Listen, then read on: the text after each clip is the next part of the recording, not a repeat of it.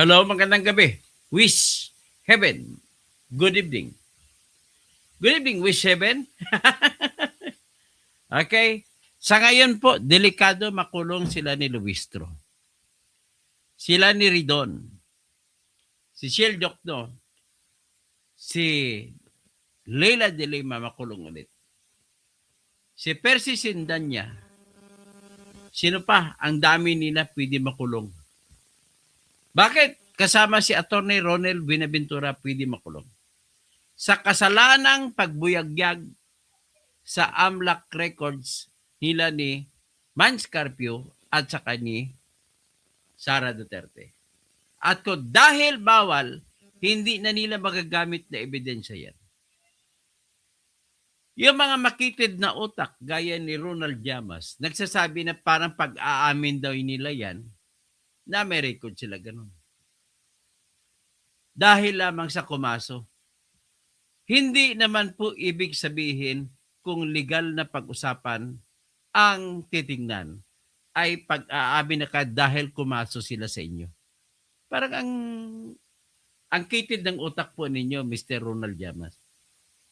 Just because sumampa ng kaso na ipapakulong ni Mans Carpio, ito sila ni Luistro sa pag-utos na ibuyagyag yung AMLAC records nila ni Mans Carpio at saka ni Sara Duterte, ay inaamin na nila na totoo yun. Unang-una, that is beside the point. Pangalawa, yung total na kabuuan na tinatawag na covered transactions at saka suspicious transactions na nagtototal na 6.7 billion ay hindi po ibig sabihin na may 6.7 billion na pera sila ni Sara at saka ni Mans Carpio.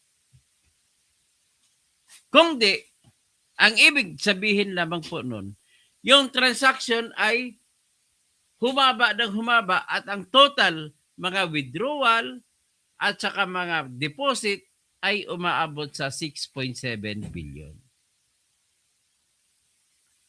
Pag gagaya nito, nagdeposito ako, may pera ko 10 million, dineposito ko ngayong araw. Ang transaction ko 1. Dineposito ko, ang total ng transaction ko is sa halaga ng pera 10 million. 1. Winidraw ko pagkahapon, transaction ko 2. Ang total na transaction ko 200 million kasi 100 na deposit plus 100 na withdrawal. Kinabukasan, mag-deposit ako ulit, yung kinuha kong pera ay deposit ko naman balik. Magiging 300 million na ngayon ang transaction ko na total sa pera. Pero ang total transactions ko ay 3. Pagkatapos ko ma-deposito, winidraw ko kasi ibili ko naman ng kung ano ang mag-stock exchange ako. Halimbawa, sumasali ko stock exchange, bumili ako ng 10 million worth na shares ng Jollibee. So kakasakayin dyan. Ano na, 400 million.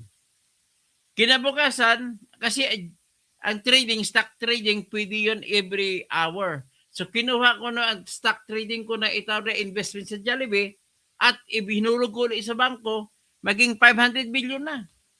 Ganun lang po kasimple. Ibig sabihin, kung humaba man ang total ng aking 500 million, 100 million lang ang totoo kong pera. Pero ang kwenta daw 500 million na. Kinabukasan na naman, deposito ko, kung withdrawing ko na naman, 600 million na. Ang transaction ko ay 6. Ganun lang po yun. So, ibig sabihin, ang punto ko lang dito, I'm not saying, hindi po ako sabi na may korupsyon na ginawa si Sara at si Mans dahil sa 6.7 billion na total na transaksyon. Palabas at papasok. Withdrawal o deposit. Pero hindi ko rin nasasabi na hindi sila nangurap. Ang tanging masasabi mo lang natin ay wala tayong kasiguruhan sa pagsasabi kung nangurap siya o hindi nangurap. Just because ang total nila ay 6.7 billion. Ngayon, may batas na nagsasabi, ibig sabihin po, wala kang inamin dyan, Mr. Ronald Llamas. Kahit ikaw, Ronald Llamas, subukan mo, palabas mo sa kuwan kung basta nagdeposito ka more than 500,000, automatic covered transaction kagad yan. Pagkatapos, kung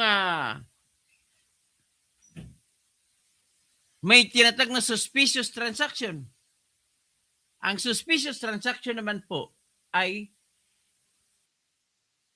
kahit mas mababa pa kaysa 500,000 na deposito mo, pero hinati-hati mo, umaga 200, hapon 300, so 500 is suspicious transaction na rin yun. So anyway, ang pag-usapan natin ngayon dito is tingnan natin kay Rufilio Banyok, si Attorney Rufilio Banyok, Hernandez Banyok. Tingnan natin po yung kanyang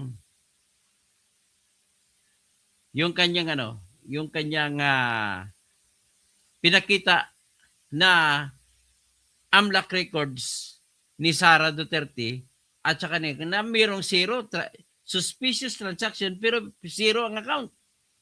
Tingnan natin. Rufil Banyok. Yan.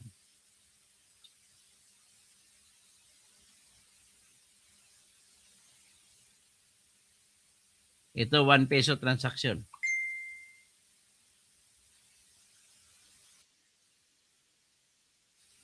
So anyway,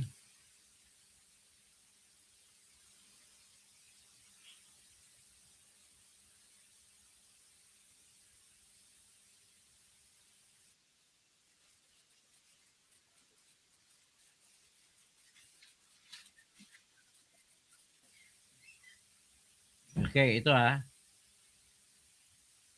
sa suspicious transaction, maaring zero ang deposito kagaya nito pinakita natin kay Rufil Banyok. Si taga Cebu na commentator. Nakita niya na zero ang transaction pero binilang pa rin transaction. So, kuminsan hindi natin maintindihan kung anong sinasabi ng ano. Ito si Rufil Banyok. Tingnan natin ang transaction na yun. Ito. Ang utana, kani. Kini babayhana. Akatos ang usa katong dako nga mga naon niya para to ilahon na naon. Kani Kinis Congresswoman Mary Jane Ilago nang utana siya nalibog mo siya si Congressman Congresswoman Ilago daw ay nagtatanong. Nalibog siya. So kinis nalibog, naguluhan siya. Naguluhan si Congressman Ilago. Mahigala si Attorney Rene Buenaventura, no? Tinanong niya si Attorney Rene Buenaventura. Gipangutanan niya mga kagilaan nga ngano man nga na transaction nga anong anhabilin piso man day? Nagtatanong si Sara Ilago na mayroong mga transaction, bakit piso? Bakit zero?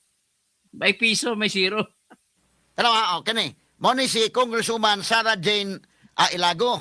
Ilago ba ni Plido na day? Ilago. Ang gipangutana si Attorney Ronel Buenaventura. Tinatanong niya si Attorney Ronel Buenaventura. Atong i-zoom in tong kuandong katong gipangutana nga kuandong. Katong item nga gipangutana nga report sa AMLAC. Kani. Ayan. Zoom in. Ma-zoom in pa ni di na. Ayan, isusum in nila. Ibutan niyo, suspicious transaction. Ayan, suspicious transaction. 29 transactions. Piso. Withdrawal of investment. 4 transaction, 0. Premium plan payment. 6 transaction, 0. So, yan ang tinatanong, bakit ganon? Ibig sabihin, may kapalpakan din pala ito yung AMLAC natin. Kung ano-ano lang pinaglalagay nila. So, ibig sabihin, ulitin ko lang po, kapag 6.7 billion na total ng mag-asawang Mans Carpio at saka si Sara Duterte, ay hindi ibig sabihin po na 6.7 billion ng pera nila. Alam mo sinong unang magagalit yan kung totoo yan? Walang iba kundi si Conchita Carpio Morales na taga Payao, Ilocos Norte. Kasi ang asawa ni Sara ay pamilya Carpio, taga Payao, Ilocos Norte. Kaya yan din siguro ang dahilan bakit maraming Ilocanong didiis. Kasi ang asawa ni Duterte, si Mans Carpio, taga Payao, Ilocos Norte. Tayo pagkarabiim, Romel Bengson. Yan. So pinapakita ko lang sa inyo na palpak pala. Pero sa ngayon, ang ating tutok ng ating diskusyon ay makukulong, makukulong, makukulong, makukulong. Walang exemption ang kulong. Nako, patay. Pinilit nila, pati si Attorney Ronel Binaventura, makukulong, makukulong. Nako, ito po, pakinggan natin yung kaso na sinampa ni Attorney Manscarpio sa katauhan ng kanyang abogado na si Attorney Danao. Okay, pakinggan natin.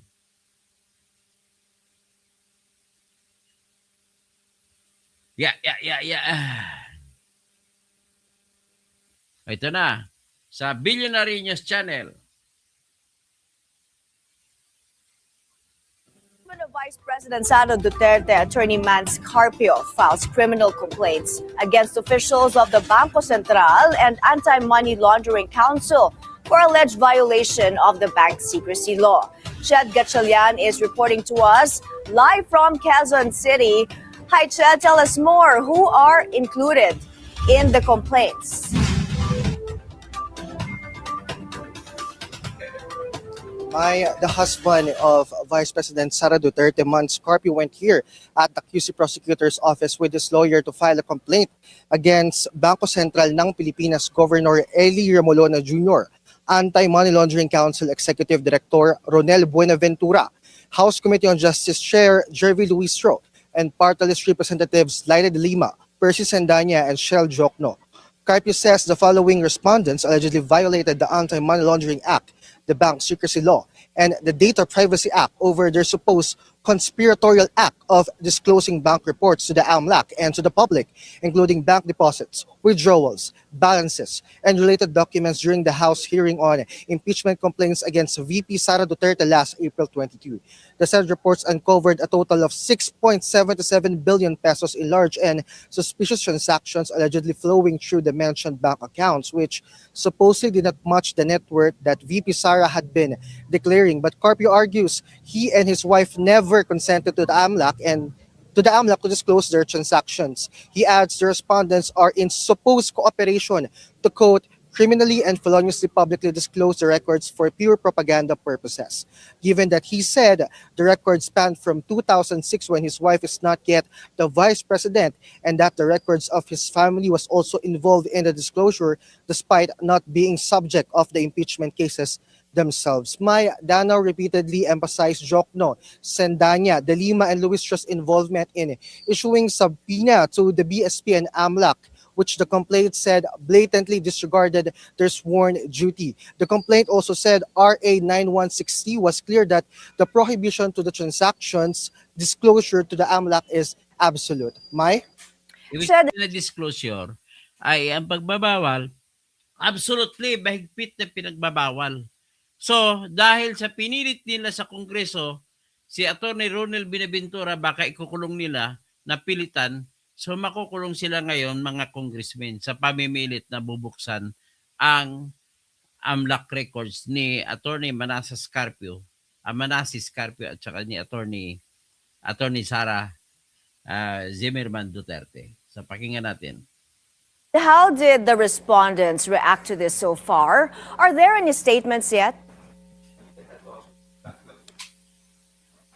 Yes, for the Lima Carpio and Duterte may already be fearing the allegations from the recent House hearings, while Luis stressed in a separate statement that they really did not violate any laws. BSP also took note of the filing, though they have yet to receive a copy of the complaint for them to respond appropriately. Mai?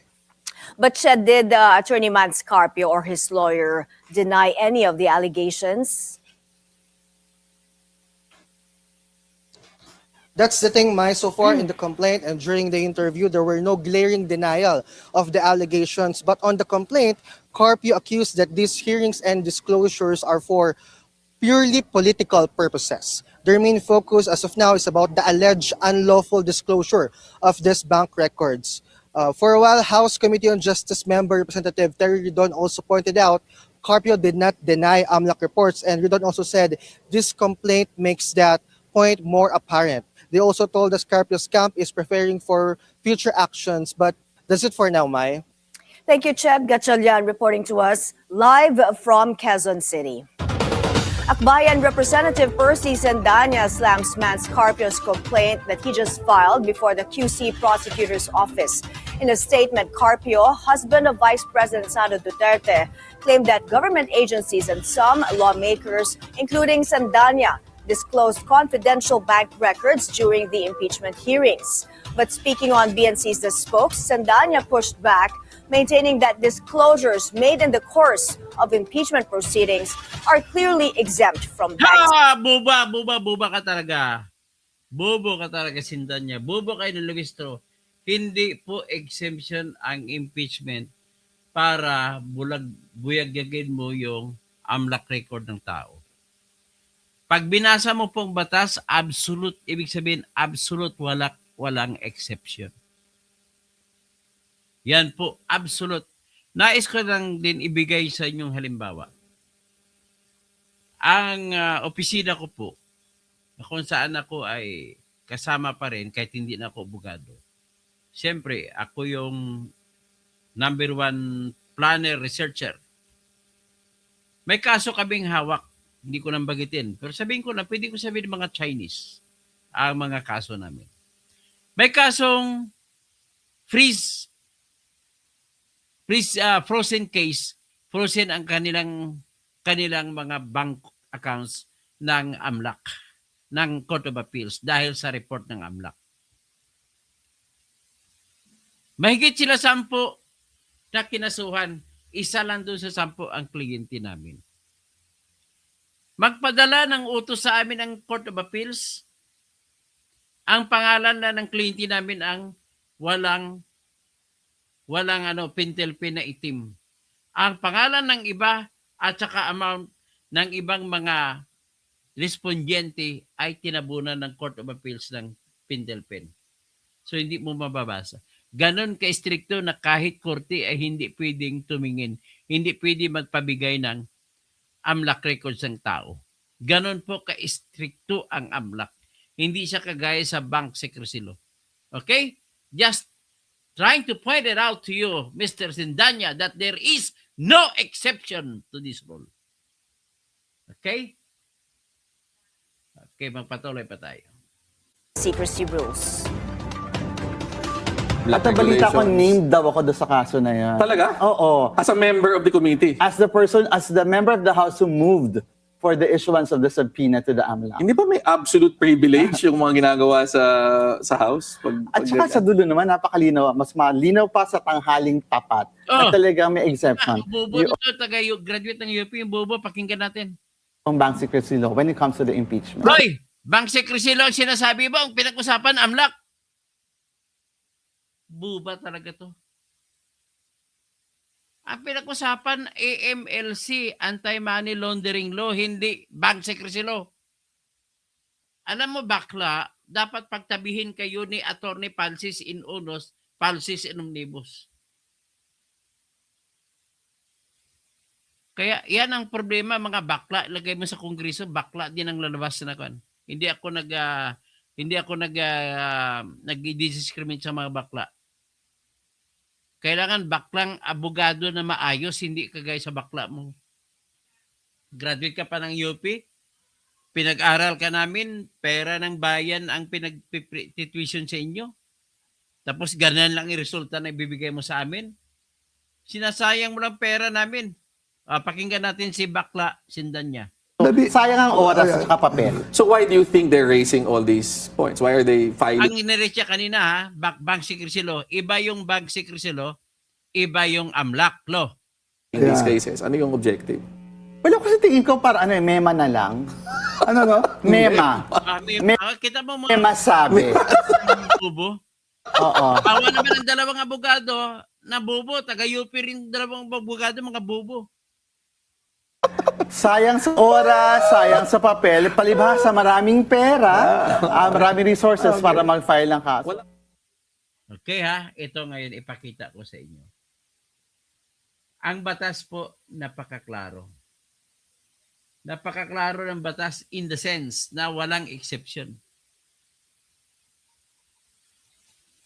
Okay, itatype natin, pakita ko sa inyo yung RA 9160 as amended by 1521.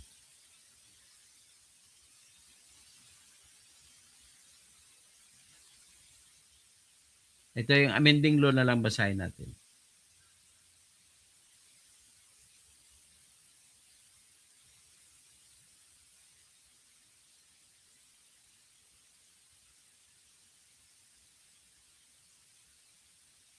Ito.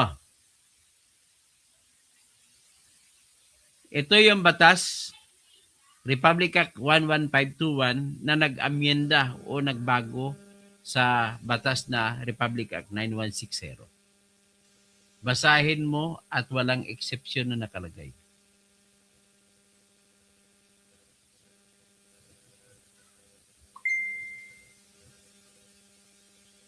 So, yan I-highlight ko para makita ninyo. Section 8A, Information, Security, and Confidentiality. The AMLC, o di kaya Anti-Money Laundering Council, and its secretariat shall securely protect information received or processed and shall not reveal in any manner any information known to them by reason of their office. This prohibition shall apply even after their separation from the Anti-Money Laundering Council. The AMLAC shall formulate rules and governing information exchange and dissemination, the security and confidentiality of such information. Bawal, walang nakalagay sa batas na pinagbibigyan. Tingnan natin ngayon ang Section 14, Paragraph D. Ito naman. Section 14, Paragraph D. Nagsasabi po siya, breach of information of security and confidentiality. The punishment ranging from 3 to 8 years and a fine of not less than 500,000 pesos up to, but not more than 1 million pesos, shall be imposed on a person convicted of a violation under Section 9C or Section 8A on information, security, and confidentiality of this act. If the offender is a public officer or employee, he shall, in addition to the penalties prescribed therein, shall suffer the penalty of perpetual or temporary absolute disqualification from public office, as the case may be.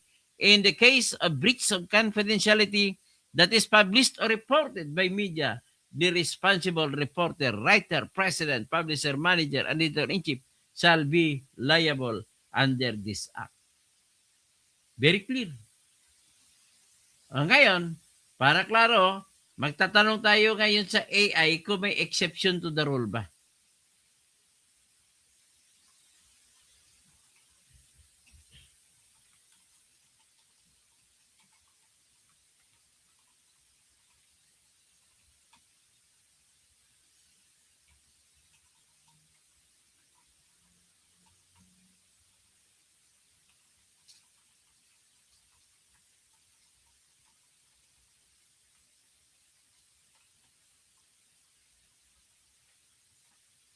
Putok-putok naman. Ilaw. So, walang exception na nakalagay sa ilalim ng AMLAC law. Ngayon, ang sinasite ni Percy Sindanya na bugo na taga-UP ay ang sinasite niya na exception, Republic Act 1405, Bank Secrecy Law. Hoy! Iba yan. Iba yung Bank Secrecy Law. Iba yung AMLAC Law. Bubo. Tumawa pa yung isang abogado na taga-UP ring graduate, si RJ. Sino RJ, yung dating spokesman ni Madam Lenny.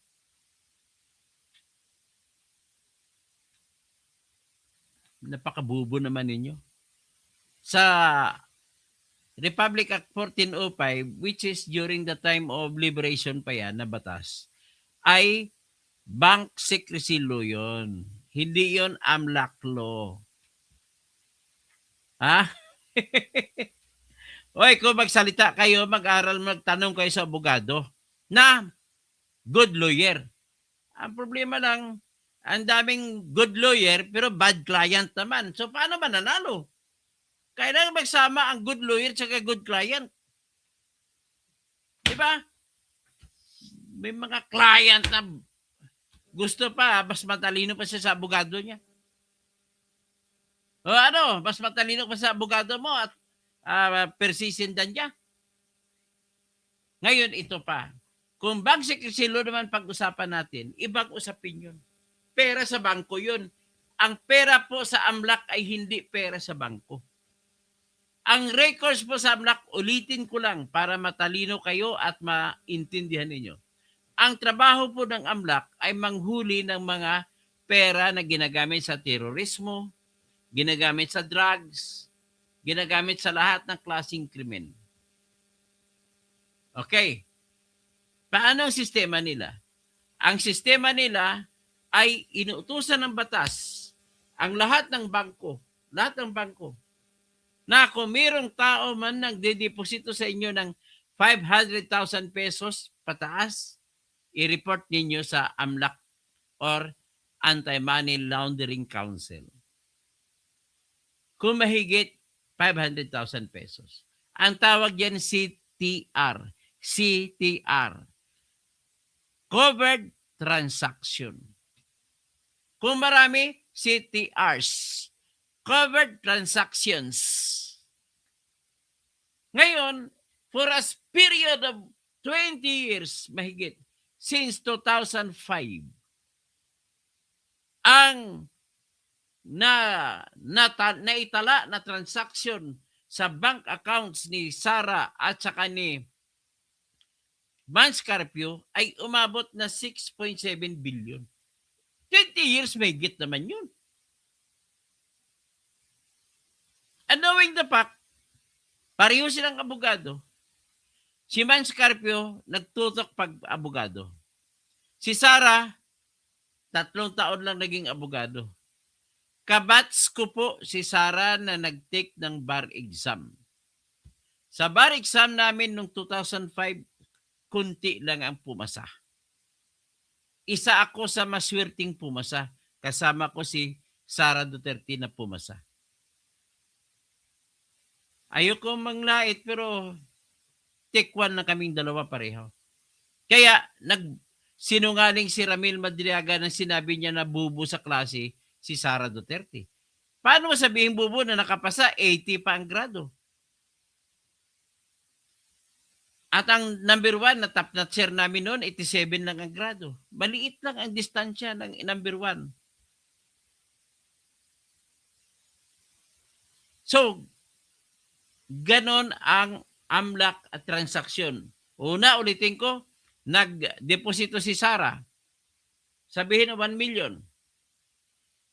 Kinabukasan, kailangan niyang pera na winidraw na deposito.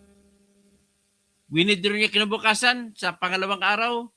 Ang transaksyon niya, 2 transaksyon. Una, deposit. Pangalawa, withdraw. So, 2 transaksyon. Ang ginagawa ng AMLAC, tinutotal ang lahat.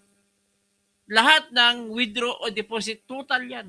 So, deposito siya 1 million. Kinabukasan 1 million withdraw. 2 transactions, 2 million na ang kanyang AMLAC record. Ang tawag dyan, CTR. Covered transaction kasi mahigit sa 500,000 pesos. Pangatlong araw, kasi ang ginawa niya pa ng pera ay naglaro siya sa forex, foreign exchange. Binili niya ng share ng Jollibee.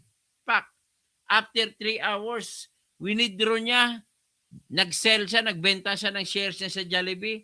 Tumubo siya ng, halimbawa, tumubo siya ng piso kada share. Kung 1 million shares yun, di 1 million na nakita niya. Sabihin na lang natin, 50 sentimo. So, kalahating milyon ang kinita niya. So, naging 1.5 million ang pera niya. Ibalik niya, dineposito na sa bangko. So, 1 million na deposito, 1 million na withdrawal, at 1 million na ang kinuha niya na nga, nanalo siya. Ibalik niya na ngayon, pangatlong deposito niya, 1.5 million. So, magiging 3.5 million ang total transaction niya, pero 3 transaction lang siya. Kaya, Ang ibig sabihin, kung humaba loob ng 20 years at naging 6.7 billion, dalawa sila na mag-asawa, mahigit 3 billion ang kay Sara at kulang-kulang 3 billion ang kay Mans Carpio. Ibig sabihin, hindi po natin masasabi kung corrupt siya o hindi. Hindi rin natin masabi na hindi siya corrupt. Siyempre, pwede natin matago. Pero hindi din natin masabi na corrupt sila because of that. So, sinasabi dito na dahil ganun, kaya ang rason naman kung bakit ginawa ng batas na walang exception ay ganito. Una, nais ko lang i-share sa inyo yung kasong hawak namin. May client kami Chinese na pasama sa AMLAC. Marami sila kinasuhan. Isa roon client namin. Sa tuwing may utos sa ang Court of Appeals, actually, by the way, nanalo na ako doon. Pag magpadala ang Court of Appeals ng order, ang pangalan ng ibang akusado, binubura. Ang account number lang, binubura. Ang record na sa AMLAC, binubura. Ang sa amin lang ang hindi binubura. Ganon ka-stricto. Absolute ang prohibition sa pag-disclose ng record ng AMLAC. Bakit po? Makikita nyo dyan. Kasi ang tinutukoy niyan ay puro mga dirty money. So kung puro dirty money at ang pakay, bakit ayaw pinapakita? Itanong nyo sa kung sino gumawa ng batas. Di ba mga congressman din? Yung mga congressman na nauna sa kanila ni Luistro. So kung gusto nila magkaroon ng exception to the rule, dapat magpalabas sila ng bagong batas na lagyan nila ng exception. Halimbawa, gawin nila, impeachment proceedings ay exception. Alam mo ba kung bakit, anong dahilan kung bakit hindi binigyan ng exception? Isa lang ang dahilan na pwede na naisip ko. Sapagkat pera yan, at sapagkat nagtutukoy tayo sa mga dirty money, sa karanasan ng buhay natin, ang pinakamalaking pera ay hawak ng mga dirty people. So para mahikayat din ang mga tao na mga dirty people na may dirty money na mag-invest sa Pilipinas, ay binibigyan sila ng assurance, pagsisigurado na hindi bubuksan ang kanilang records. Kaya very exception to the rule na lang na kakasuhan lamang kayo. Pero hindi pwede ibubukas. So makakasuhan sila. Ang normal yan, pagkagay sa client ko, kung natalo kami, kakasuhan siya ngayon. Kung sa drugs nakuha, drugs ang kaso niya. At kung matalo, magkaroon pa ng bagong kaso. Ang tawag namin dyan ay civil forfeiture cases. Bag panalo sila, saka palang kukunin ang pera at ibibigay ngayon sa gobyerno. At hanggang dun sa punto na yon, hindi pwede magpalabas ng desisyon ang korte na ibigay ang pangalan, ibuyagig ang pangalan ng mga money launderers. Ganun po ka-absolute. So, ulitin ko lang, sinisiguro ng ating batas na maraming mga may pera na mga investors, normally ito mga may pera na marumi, iyon po malakas mag-invest. Kailangan natin ng investor sapagkat sila rin po ang bibili ng mga shares of stock sa ating stock markets. Tandaan mo, sample, San Miguel. Kung may bibili ng 1 billion ng shares sa San Miguel, tinutulungan na ngayon ang San Miguel. Magagamit na ngayon ang 1 million na binili na shares na pang patayo ng bagong proyekto, bagong project. Ganon din ang Jollibee, ganon ang iba-iba. Ganon po ang kaisipan kung bakit absolute na walang exception to the rule. Ngayon, nauna pa yan ang Bank Secrecy Law per se sindan niya ay Republic Act 1405. May exception to the rule, pero lahat ay may utos ng korte. Hindi pwede na committee lang mag-utos. Sinasabi dyan, cases for impeachment, hindi impeachment proceeding. Iba yung proceeding ng House Committee, iba yung impeachment cases. Kung naisampa na sa Senado, saka mo palang tawagin impeachment case. Pero kung dyan pa lang sa inyo, ang tawag dyan impeachment proceedings pa lang. At hindi kasama sa exception to the rule ang impeachment proceeding. What is not included is deemed excluded. Ang tawag dyan ay exclusio onius is exclusio alterius. Tapos, ngayon ito naman, nais ko lang i-inject. Maraming mga klase ng mga betrayal to public trust, mga son-in-law. Nagtanong si Miriam Santiago, isama ba natin ang son-in-law sa mga impeachable officers na tatanggalin na dahil hindi nakalagay, hindi nakapagsumiti ng salin? Ang sagot ni Miriam Santiago na dapat alamin ng mga congressmen ngayon ay ganito. Ang son-in-law violation ayon sa Republic Act 6713 ay pwede mo pang baguhin kung nagkakamali ka. Kung hindi ka man nagkakamali, gusto mo baguhin, pwede mo pa rin baguhin. Mag-file ka lang ng bagong salin, amended salin. So ngayon, ang logic ni Miriam Santiago na pinakamatalinong abogado na nakilala ko sa balat ng lupa, pero ang grado sa Bariksam ay 76 lamang. Sabi niya, kung pinapayagan ng batas, Republic Act 6713, ang pagbabago through an amendment, yung salin, bakit natin paparusahan si Corona? Pwede naman pala baguhin eh. At bakit nyo gagawin katapat ng matinding mga kasalanan at tinawag ninyo violation of public trust or betrayal of public trust? Betrayal of public trust ba yan? Na pwede mo naman baguhin? Yan magandang logic ni Miriam. 76 lang ang grado sa Bariksam pero pinakamatalinong abogado na nakilala ko sa balat ng lupa. So ngayon, nagbumoto si Miriam, hindi niya kinunbik si Corona. Pero majority kasi na bumuto ay mga sunga. Sunga, mga tanga, mga bobo. Kaya ginunbik nila. Alam mo sino bumuto na guilty si Corona? Lito Lapid. Walang alam sa batas. Bong Revilla, walang alam sa batas. Jingo Estrada, walang alam din sa batas. Sino pang ibang kwan? Marami pa sila. Si Trillanes, wala ring alam sa batas. Sino pang iba? Ang bumuto pabor kay Corona naman, 3. Si Bongbong Marcos, si Miriam Santiago, at saka si Joker Arroyo.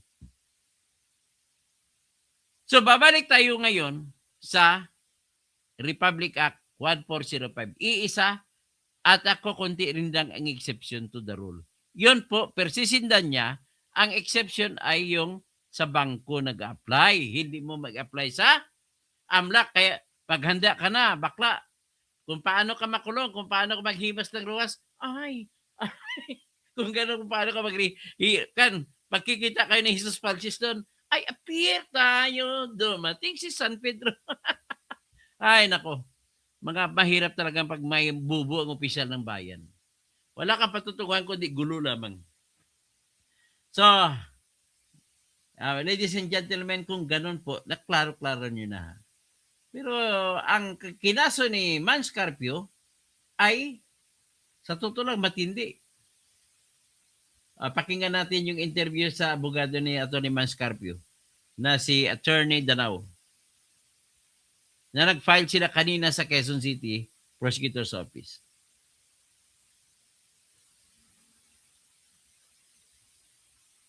Being 6 billion ba yun o 3 billion? We been nice that. Pero sir, wouldn't it be prudent for the Vice President and her camp as well, including the basketball, to answer those charges in the House impeachment hearings? Ayokong pangunahan ng mga abogado ni VP Sara, no? Kasi meron siyang sariling abogado. Pero sa parte ni Atty. Carpio, dahil pribadong individual naman siya, na pilit na sinasama sa impeachment, hindi kami po parte ng impeachment proceeding. Diba? Hindi namin kailangan na sagutin ang mga sinasabi nila Attorney De Lima, sila Congressman Luistro, di ba? Kasi hindi naman kami parte ng impeachment proceeding eh. Kaya kami nagtataka, bakit pilit na sinasama kami sa impeachment proceeding, di ba? 2006 hanggang 2025. Di ba? Yun ang covered ng subpoena. Di ba? Hindi naman siya politiko, si Atty. Carpio. Di ba? So kayo kung nasa lugar niya, kayo na simpleng tao lang, di ba? Bigla na lang lumabas ang kaluluwa niyo, di ba?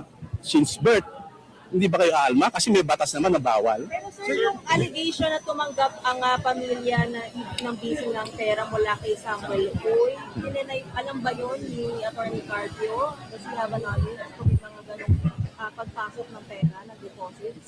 Unang-una, sinasabi ko nga, I think Atty. Carpio will not be in a position to answer those questions. Kasi nga, hindi naman siya parte ng impeachment proceeding at unang-una, sinasabi, transaction yun ni VP Sara, allegedly. Diba? So I think the lawyers of VP Sara can adequately answer that. And I think they have, no? They have denied it through Attorney Michael Powa. I think na-monitor yun naman yun, yung mga statements ni Attorney Mike Powa at yung mga abogado nila sa kay Fortune Narbasa. Sir, Diba? Sir, Si VP Sara lang ang may hawak ng bank accounts na yun. Walang ginagalaw doon sa Yun nga, hindi nga rin namin masabi nga kasi una-una sabi ko nga, maraming mga accounts, iba-iba naman ang accounts, di ba? Lahat naman siguro tayo iba-ibang accounts, hindi lang isa. So, hanggat sinasabi ng AMLAC na mabigyan kami ng kopya kung saan nanggaling ang mga sinasabi nilang mga summary of transactions, di ba? Mahirap mag-speculate, di ba? Hindi pwede mag-speculate sa isang bagay na hindi mo naman alam kung ano talaga yung specific transaction na sinasabi nila. Sir, next yung zero cash in hand and bank. I think that should be properly addressed by the lawyers of VP Sara, no? Sir, last hearing, pinuspone ng mga lawmakers yung pagbukas ng BIR records of Atty. Carpio and Vice President Sara Duterte. And I understand Atty. Carpio's another petition questioning that move. I mean, yung pagsasabi. Yung sa BIR. Yes po. Oo. Ngayong April 29, pagdedesisyonan daw kung bubuksan o hindi.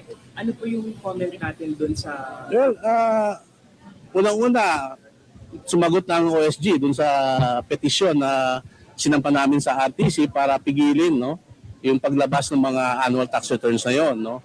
At ang nangyari na monitor din namin na sinelyuhan naman, no, ng BIR Commissioner. Ngayon, kung alam mo na may kaso, di ba? At alam na nila na may kaso, hindi ba dapat parang antayin muna ang desisyon ng korte, di ba? Kasi judicial courtesy yan, di ba? Alam mo na magdidesisyon ng korte, bakit po pangungunahan? Di ba? Yun, nasa sa kanila yun kung anong gagawin nila. But may initial resolution ng TRO, denying ang TRO dahil nga daw moot, di ba? Pero sabi namin, nag-motion for reconsideration kami kasi hindi pwedeng moot kasi nga sinelyuhan naman eh. So ang broader issue dito, pwede bang gamitin, no, ng House Committee on Justice ang tax returns So, nang walang consent ng mga taxpayers? Sir, naman ang sinasabi niya sa tax naman yun. Si BIR. Ang pinag-usapan lang natin ngayon ay yung AMLAC. So, sa ulitin, Mr. Sindanya, nais ko lang makorek ang kaisipan mo. Sayang ang binayad naming tuition sa iyo na nag-aral ko sa UP. Pera namin ng mga taxpayers yan, pinag-tuition mo. Tapos, magsasabi ka na may exception ang impeachment, kabubo mo naman. Ang impeachment ay walang exception po ang AMLAC. Ganun lang po kasimple. So, if you want to try it. At sabi ni Romel Bengson, Dr. Toto, gusto ni Soto gamitin ang argumento ng Corona case, i-acquitted nga si Corona. Acquitted naman si Corona sa Sandigan Bayan. Grace Lopez, Bato is not a hip. Wala naman tong kwenta mga message mo, Grace Lopez. Wag lang kayo mamimersonal lang, ano? Although okay lang sa akin, pero pangit naman, sayang lang ang panahon. Sabi ni Marilyn Bundok, grabe mga maleta, gang, Atty. Toto, boss sila, kulong. Dapat kulong, ubos sila kulong, lalo na si Del Lima na tumanggap ng pera galing sa mga 18 na mga gangmen. Ha? Tapos si MJ Travel Vlogs, Indeed, Truth Hurts. Hindi naman yun nasaktan, kasi talagang ang bawal ay dapat hindi ginagawa.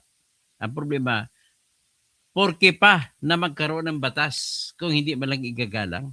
May batas tayo eh. Dapat isundin mong batas. Lenny kuyawa ni Percy, murag correct.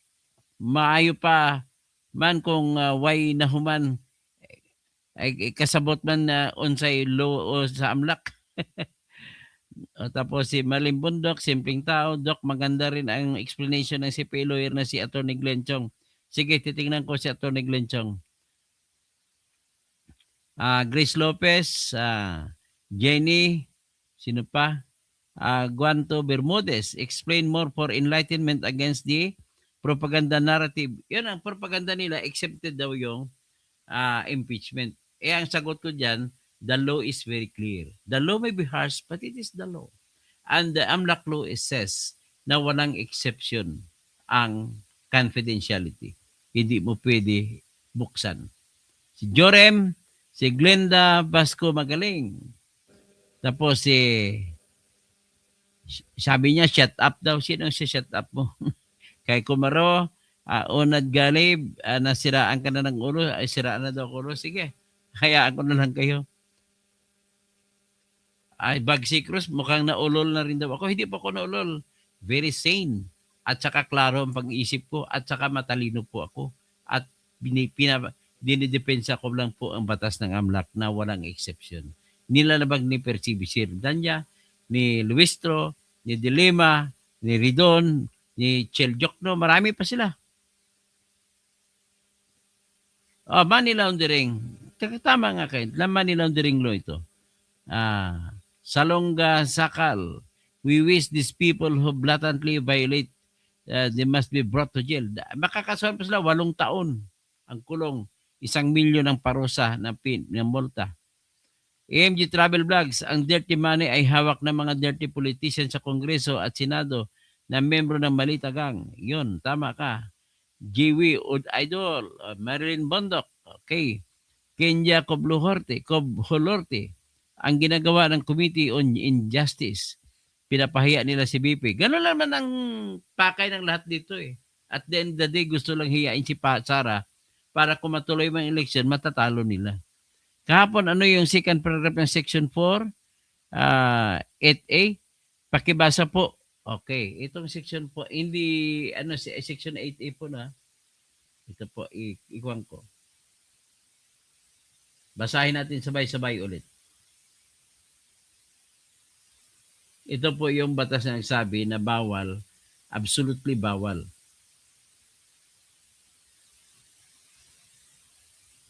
Ito po. So, yan naka-highlight. Ano yan? Section 14. Doon tayo muna sa Section 8A. Ito, Section 8A. Information Security and Confidentiality.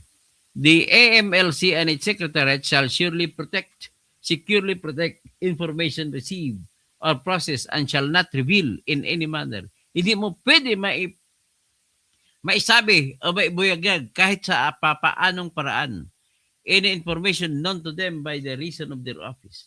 This prohibition shall apply. So kahit lumabas na sila ng trabaho, hindi nila pwede ibesto. The AMLAC shall formulate rules. So ganun po yan ang utos dito. Tapos ito naman, sa Section 14, na nag-utos naman ng kulong na 3 taon at multa na hanggang 1 million peso. Against any person convicted of violation under Section 90 or 8A on information security and confidentiality of this act. If the offender is a public official or employee, he shall, in addition to the penalties prescribed therein, suffer the penalty. Mabigat pala ang parusa sa kanan ni Luistro. Si Dilema. Lahat po sila mapaparusahan. Ganon po ang ating, pinakita ko na siya yung batas sa paso ngayon. So, klaro-klaro, wala pong exception. Mayong gabi, Marmons, J-Travel, lalo lang minamahal ng sambayanang Pilipino, si BP Sara. Inaapi na po siya eh. Mersky, good evening, sir. Good job. Dumami pa sana katulad mong para sa katotoo lang. Maraming salamat po. Katotohanan lang tayo. Rosalinda Taguba, good evening, attorney, watching from Hong Kong. So, Alberto Andor, Doktor, salamat sa maayos mong pagpaliwanag ng batas. Tapos EMS, mga lawyers, yan sila, Dr. Kausing, alam nila yung batas na yan, intellectually dishonest lang sila. O tama, dishonest lang talaga sila. Anchor Channel TV, kung ayaw sumunod sa batas, pwede ba lumayas kayo sa Pilipinas na puno ng batas? Mari Ibrahim, thank you Luis, Dr. Toto, for sharing your knowledge and education to us. Spook ni Tamba noon. Si BSP, stand with AMLC, walang bias, mga DDS, tanggapin nyo, di pinahiya kayo, lalong naniwala niyan. Okay, Rio Wallace, new subscriber nyo po ko. Maraming salamat, Rio Ailes. Subscribe kayo. Marin Bundok, simpleng tao. O sa lahat na Domingo Barameda, marahay na banggi sa mga Bicolano.